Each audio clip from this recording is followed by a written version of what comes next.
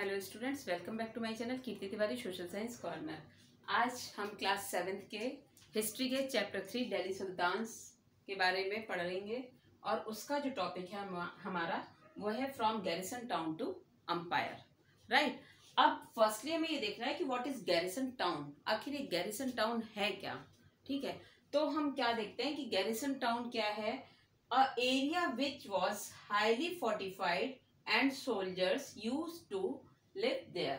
मतलब एक एरिया ऐसा, ये लोग क्या करते हैं कि किले बना के रहते हैं। फोर्टिफाइड मतलब किले बनाना, चारों तरफ किले बना लेते हैं और उसमें क्या करते हैं, उसमें सारे सोल्जर्स भी रहते हैं। ठीक है, और सुल्तान भी रहते हैं और सुल्तान की फैमिली भी रहती है। सब लोग वहीं पर रहते हैं और वहीं से रहकर ये क्या करते हैं, उस पे मतलब चारों तरफ अपनी नजर रखते हैं। तो गैरिसन टाउन में सोल्जर्स रहते हैं और साथ में सुल्तान भी रह रहे हैं, सुल्तान की फैमिली भी रह रही है। इस तरह का वो एरिया होता है जो चारों तरफ से बहुत ऊंचे ऊंचे किले बने होते हैं। आप लोगों ने देखा होगा कोई भी जैसे हिस्टोरिकल मूवी अगर आप लोगों ने कोई देखी है तो उसमें आपने देखा होगा कि कोई भी राजा आता है या राजा का महल है या राजा कहीं से आ रहा है या सोल्जर्स है, वो क्या ऊंचे ऊंचे किलों के अंदर रहते हैं। ठीक है, बहुत देखे होंगे आपने कि किस तरह का उनका इंफ्रास्ट्रक्चर होता है। ठीक है, तो वही चीज ये है गैरिसन टाउन। अब क्या होता है, initially the control of Delhi sultan was mainly restricted to garrison. यहाँ पे गैरिसन की स्पेलिंग गलत हो गई है, यहाँ पे डबल आ रहा है, वो रह गया गलती से। Garrison no major control the hinterland. अब क्या हो रहा है, initially the control of Delhi sultan, मतलब जो दिल्ली सुल्तान का कंट्रोल था वो केवल कहाँ तक था, मतलब उन्होंने गैरिसन टाउन बना रखे थे तो उनका जो बेसिकली कंट्रोल था वो कहाँ पे था, दिल्ली में ही था। ठीक है, जो दिल्ली मतलब ये यहाँ पे देखिए मैंने मैप बना रखा है, हालांकि मेरी ड्राइंग बहुत अच्छी नहीं है बट फिर भी मैंने बना के रखा हुआ है सो दैट कि आपको क्लियर हो जाएगा। दिल्ली हमारा यहाँ पर है। राइट, अब जब दिल्ली हमारा यहाँ पर है तो ये दिल्ली सुल्तान यहीं पे रूल कर रहे हैं, तो उन्होंने जो गैरिसन टाउन बनाए हैं वो गैरिसन टाउन भी यहीं पे बनाए हैं, दिल्ली में ही। ठीक है, अब ये क्या है, ये इसी पे कंट्रोल कर रहे हैं, लेकिन चक्कर क्या है कि no major control the hinterland, और उनका हिंटरलैंड पे कोई भी कंट्रोल नहीं है। अब व्हाट इज हिंटरलैंड, तो हिंटरलैंड क्या होता है कि मतलब जैसे ये दिल्ली है। राइट, अब इसके पीछे का या उसके आसपास का जो एरिया होता है जहां से हमारे लिए क्या आते हैं, गुड्स एंड सर्विसेज हमें सप्लाई होती हैं, उस तरह का वो एरिया होता है। वहां पर इनका क्या है, वहां पर इनका कोई भी कंट्रोल नहीं है। आप इस तरह से समझ सकते हैं जैसे कि मान लीजिए आप अपने सिटी में हैं।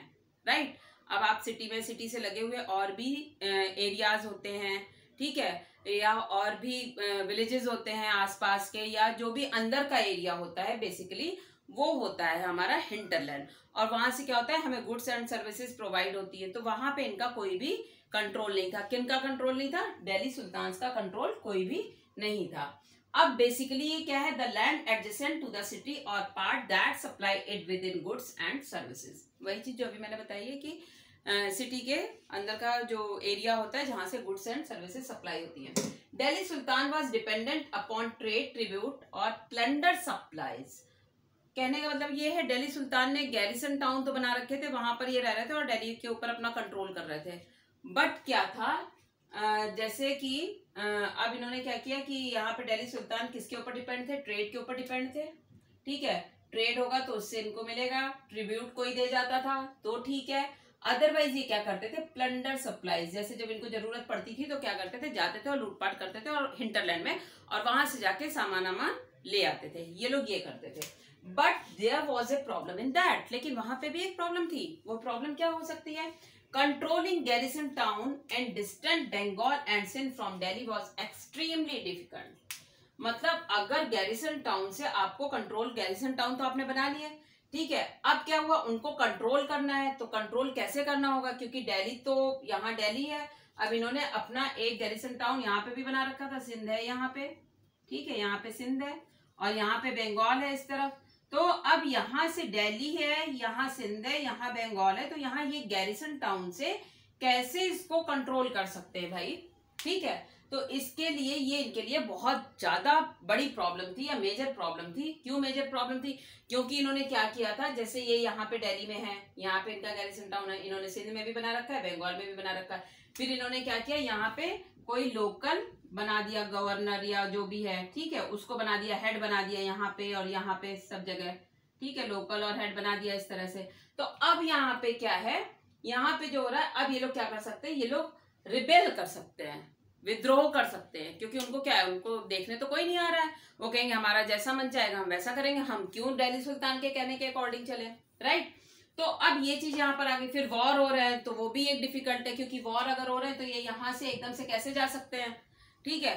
तो ये सारी चीजें क्या थी, प्रॉब्लम्स में थी। और एक और मेजर प्रॉब्लम थी, वो क्या थी, bad weather condition could disturb the communication। अगर जैसे वेदर बैड हो जाता है, मोस्टली क्या होता है कि कहीं फ्लड आ रहा है, कहीं अर्थक्वेक आ रहा है, या जो भी वेदर है खराब है कहीं पर, मतलब थंडर स्टॉर्म हो रहा है, तो क्या होता है, कम्युनिकेशन गैप हो जा रहा है वहां पे। कम्युनिकेशन गैप, क्योंकि अब ये बैड वेदर है तो ये वहां जा नहीं सकते हैं, मूव नहीं कर सकते हैं।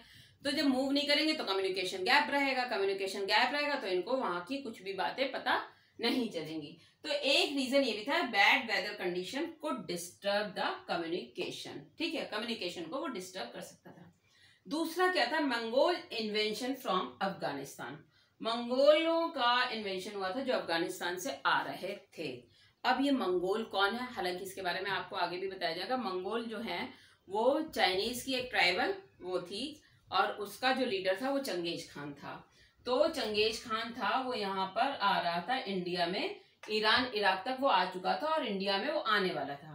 तो अब ये लोग क्या सोच रहे थे, ये लोग सोच रहे थे कि जब तक चंगेज खान आए उसके पहले हम क्या कर लें, हम सब कंसोलिडेट कर लें जितनी भी चीजें हैं, ठीक है, कंसोलिडेट कर लें। सो दैट क्या होगा कि हमारा जो है चंगेज खान अगर हमारे ऊपर अटैक करता है या हमारे पास आता है तो हम उसको क्या करेंगे, मतलब उसको हरा सकते हैं, डिफीट कर सकते हैं, जो भी है। तो ये उसकी तैयारी भी थे। अब इसके लिए इन्होंने क्या किया, कंसोलिडेशन ऑफ सल्तनत वाज वेरी एसेंशियल। इन लोगों को लगा कि कंसोलिडेशन मतलब क्या है कि मतलब हर चीज को कंसोलिडेट कर लेना या एक्सपेंशन कर लेना, इस तरह से ये चीजें थी। इनको लगा कि ये बहुत ज्यादा जरूरी हो गया है सल्तनत के लिए कि उनको क्या कर लिया जाए, कंसोलिडेट किया जाए। गैरिसन टाउन इधर उधर है, उन सबका कोई कंट्रोल होना चाहिए, इस तरह से इन्होंने किया।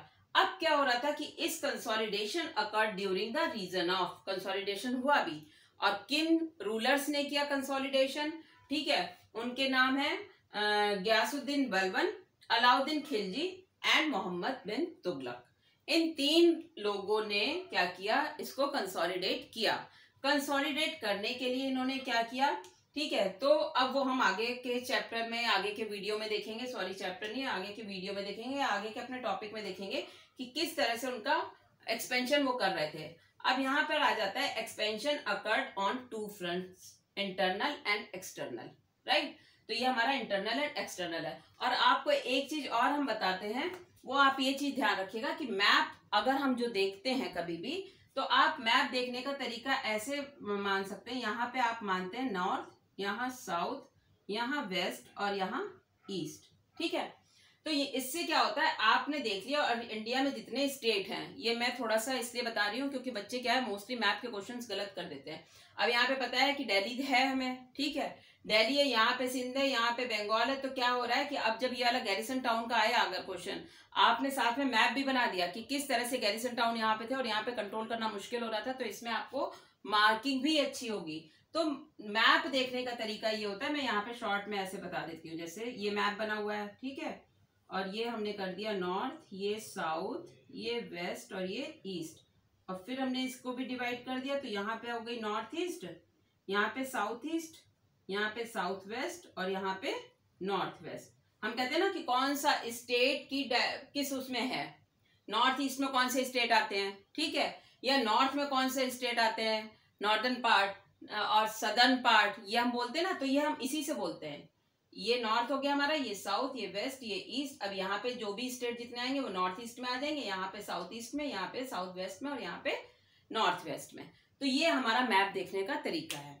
तो इसी को आप फॉलो करना मैप देखने के लिए। और अब हम जो नेक्स्ट वीडियो में मिलेंगे वो हमारा होगा expansion occurred on two fronts. मतलब उनका जो एक्सपेंशन हो रहा था दिल्ली सुल्तान्स का, सल्तनत का वो एक्सपेंशन कर रहे थे, तो टू पार्ट्स में कर रहे थे, इंटरनल एंड एक्सटर्नल फ्रंटियर। वो हम अपने नेक्स्ट वीडियो में देखेंगे। अगर आपको हमारा वीडियो अच्छा लगा है तो प्लीज लाइक एंड सब्सक्राइब करना मत भूलिएगा। Thank you very much.